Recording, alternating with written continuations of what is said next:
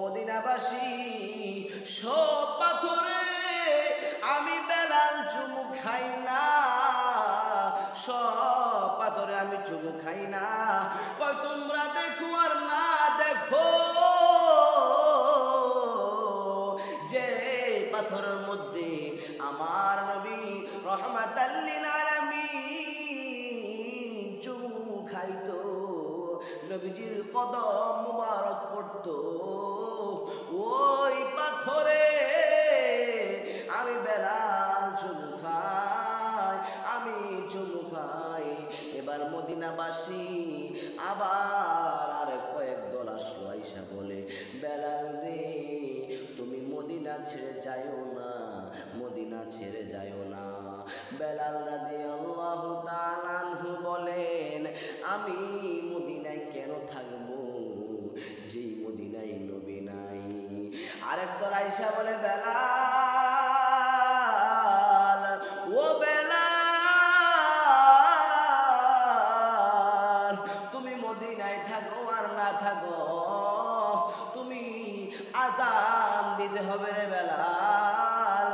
বেলাল বলি আমি মদিনায় থাকবো না, আযানও দিব না। কেন না? যেই মদিনায় আমার নবী রহমাতাল লিল আলামিন নাই, নবীর নাম নিলে নবীরে দেখতে পাবো না, মিম্বরে তাকাই নবী দেখা যায় না, আমি মসজিদে নববী তাকাই নবী দেখা যায় না, মদিনার অলি গলিতে আমি নবী দেখতে পাই না। সব মানুষ দেখি কিন্তু কারো চেহারা নবীর মতো লাগে না, নবীর মতো লাগে না।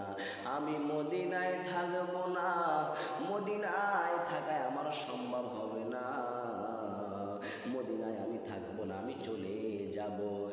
এই মুহূর্তে একদল লোক আইসা বলে বেলাল মদিনায়ও থাকবে, বেলাল আযানও দিবে, বেলাল আযানও দিবে। কয় কেমনে? কয় এই মদিনায় দুইটা সন্তান আছে, দুইটা সন্তান যদি বলে বেলাল রে ও বেলাল মদিনায় থাকো এবং আযানও মদিনায় দিয়ে যাও, ওই দুই সন্তান যদি বলে তাহলে বেলাল নিষেধ করতে পারবে না।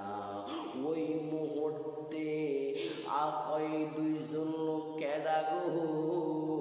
কয় এই দুইজন আর কেউ না, একজন হইল হাসান আর একজন হইল হোসাইন। এই দুইজন সন্তান যদি বলে বেলাল আযান দাও মদিনায় থাকো, বেলাল নিষেধ করতে পারবে না। এইবার হাসান হুসাইনকে যখন আনলো গো, আনার পরে রে আপনার হাসান হুসাইনকে বলল, হাসান হুসাইন বলে ও বেলাল কোথায় ছিলা তুমি গো, কোথায় এতদিন ছিলা?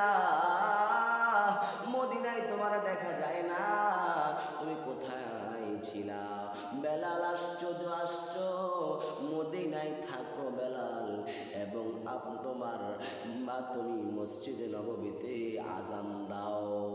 ওই মুহূর্তে বেলাল বলে গো আমি যদি এখন নিষেধ করি হাসান হুসাইন কষ্ট পাইব, কেননা আমার নবী বলেছে যে ব্যক্তি হাসান হুসাইনে কষ্ট দিব তারা আমি নবীরে কষ্ট দিবে। এখন আমি কেমনে নিষেধ করি? হাসান হুসাইনকে নিষেধ করা মানে নবীরে নিষেধ করা, হাসান হুসাইনকে খুশি করা মানে নবীকে খুশি করা। এখন আমি কেমনে বলি হুসাইন আমি দিতে পারবো না? ওই মুহূর্তে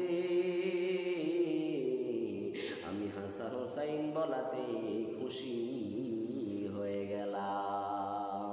বন্ধুরা রে আমার, ও বন্ধু গো, ওই মুহূর্তে বেলাল আযান দিবে। মদিনার মানুষ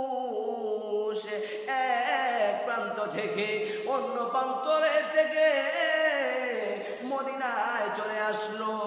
এবং সবাই বলতেছে এতদিন পরে বেলাল আসলো, এখন হয়তো বেলালে আজান দিবে। আর যদি বেলালে আজান দেয় নবী উঠে আসবে মনে হয়। এই মুহূর্তে বেলাল যখন আজান দিতে গেল, ছোট্ট ছোট্ট পোলাপাইনগুলা মদিনার রওজার সামনে যাইয়া দাঁড়াইয়া রইল। এখন মুরব্বীরা কয় ছোট্ট বাচ্চারা রে, তোমরা কেন এখানে দাঁড়াইয়া রইলা, রওজার সামনে দাঁড়াইয়া রইলা? ছোট্ট বাচ্চারা সুন্দর করে জবাব দিল চোখের পানি বালাইয়া, ও মদিনাবাসী, মদিনাবাসী শোনো, আমার দয়াল নবী যখন এই মদিনা থেকে যখন নবীজি ইন্তেকাল করেছেন, যখন পর্দা করেছেন, এই বেলাল নবীর কষ্টে মদিনায় ছেড়ে দিয়েছে। আজকে আমাদের মনে হয়